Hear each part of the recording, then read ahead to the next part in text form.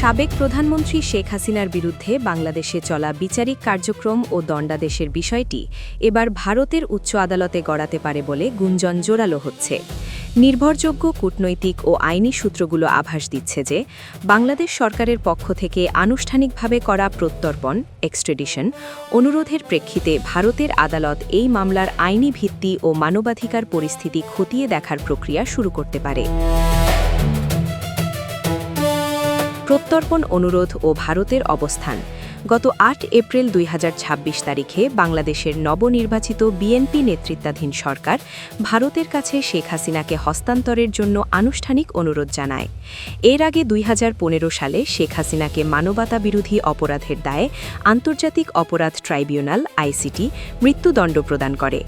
ভারত সরকার এই অনুরোধ পাওয়ার কথা স্বীকৃতি করেছে এবং জানিয়েছে যে এটি বর্তমানে তাদের বিচার বিভাগীয় ও অভ্যন্তরীণ আইনি প্রক্রিয়ার মাধ্যমে পর্যালোচিত হচ্ছে। ভারতের আদালতে মামলার মোড়। আইনি বিশ্লেষকদের মতে শেখ হাসিনার আইনজীবীরা ভারতের আদালতে এই প্রত্যর্পণ অনুরোধকে চ্যালেঞ্জ করতে পারেন। ভারতের সাথে বাংলাদেশের যে প্রত্যর্পণ চুক্তি রয়েছে তার ৬ এবং ৮ নম্বর অনুচ্ছেদ অনুযায়ী যদি কোনো অপরাধ রাজনৈতিক প্রকৃতির হয় অথবা আসামির ন্যায় বিচার পাওয়ার সম্ভাবনা নিয়ে সংশয় থাকে তবে ভারত হস্তান্তরের অনুরোধ প্রত্যাখ্যান করতে পারে।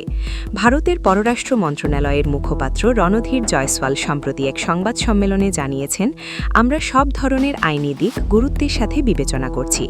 ধারণা করা হচ্ছে শেখ হাসিনা যদি ভারতের কোনো আদালতে রাজনৈতিক আশ্রয়ের আবেদন করেন বা তার বিরুদ্ধে দেওয়া রায়কে রাজনৈতিক উদ্দেশ্য প্রণোদিত দাবি করে মামলা করেন তবে পুরো বিষয়টি ভারতের বিচার বিভাগের হাতে চলে যাবে।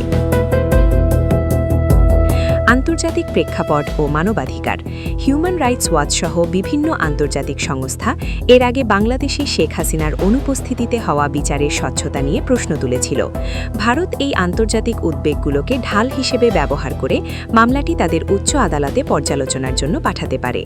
নন রিফোলমেন্ট নীতির আওতায় ভারত যুক্তি দিতে পারে যে দণ্ডপ্রাপ্ত ব্যক্তিকে এমন দেশে ফেরত পাঠানো সম্ভব নয় যেখানে তার জীবন বা মৌলিক অধিকার ঝুঁকির মুখে রয়েছে।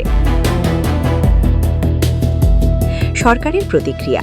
এদিকে বাংলাদেশের বর্তমান সরকার শেখ হাসিনাকে ফিরিয়ে আনতে বদ্ধপরিকর। সরকারের পক্ষ থেকে বলা হয়েছে বিচার বিভাগের পূর্ণ স্বাধীনতা নিশ্চিত করেই রায় দেওয়া হয়েছে এবং আইন অনুযায়ী তাকে ফিরিয়ে এনে দণ্ড কার্যকর করা হবে।